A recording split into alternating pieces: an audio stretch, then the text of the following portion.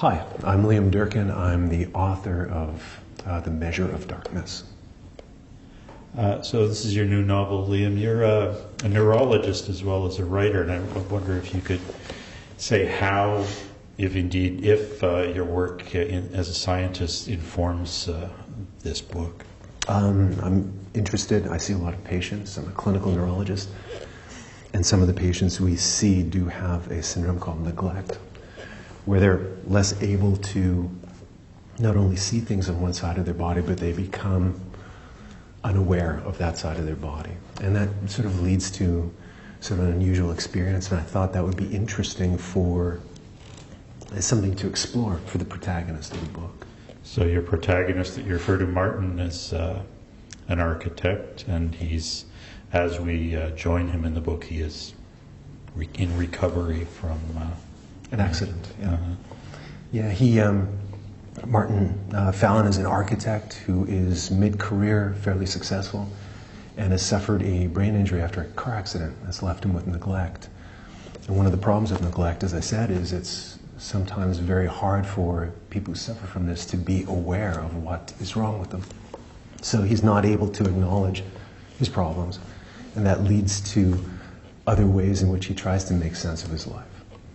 Now there's a real-life architectural figure who looms large in the book, certainly for your protagonist, and that's the Russian architect Melnikov. For the non-architecture experts out there, maybe you could just say a bit about that person. Sure. Melnikov was an architect who practiced in the early part of the 20th century, during the time of the early Soviet Union.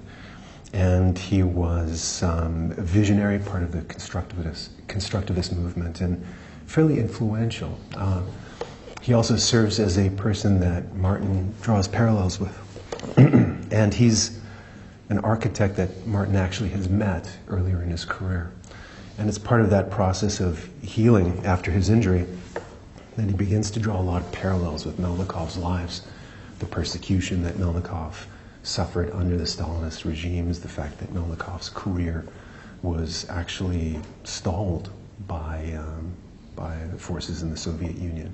He identifies with that, and he identifies it with that in a positive and a negative way. So I wanted to show the various ways in which someone would try and explain his situation through his past, through his experiences, through his understanding of the history of architecture.